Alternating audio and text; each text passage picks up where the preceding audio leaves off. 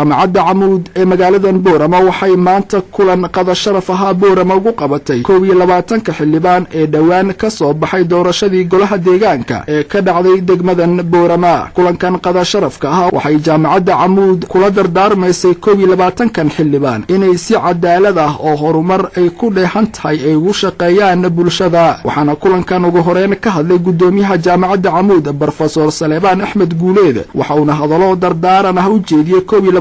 xildhibaan ee ka soo baxay golaha deegaanka ee degmadan Boorama. Xildhibaanada la hadlay horta waa aad iyo aad baan u hambalyeeyaa boqolkiiba 50 xildhibaanada halka jooga Camuud way ka soo baxeen boqolkiiba 50 kan la imka dhigan doonaan habeenkii ilaa way furan tahay meesha waa doodoo ma ku dardaarayna ilaa idin dawladda dhaxweyd kormeeri dadkuna way idin qiimeyn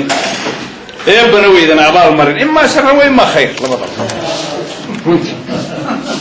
oo inta waa la isku wada shaqaleeyay kaga intaad bayleed markaad eegto leadershipkii meesha hogaaminteedii qorshayntii fulintii nadaafadii nabadgelyadii oo la leeyahay oo barasaarku inta badan ku shaqeeyay laakiin dadkii xukumayay dalkani dadweynuhu hoostu jiray caasimadda ma wada joogay la dawladda caasimadda ay joogtay waa meelaha la idinka doortay.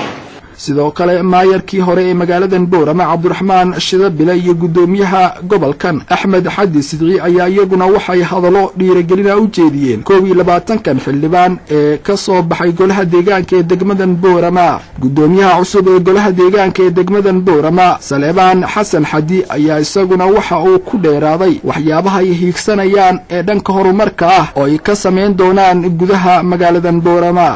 waxay haddayna garbaha isqabsan waxa la wax qabsoomaya ma jiro 22 kayagaasi waxaanu ka midaysanahay halaga yaabaa inaan yar ka duwanaa kuwa hore iyo wax taayba laakiin waxa ka midaysanahay horumar odayada hore markaanu daawanaynay marka TV-yada ka hadlayaan ama hawla kale isku yimaadaan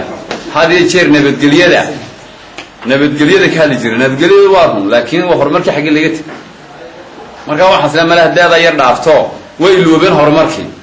anagu horumar baan bilow u nahay عبد الفتاح أحمد هدوناج نيوز مقالة بورما.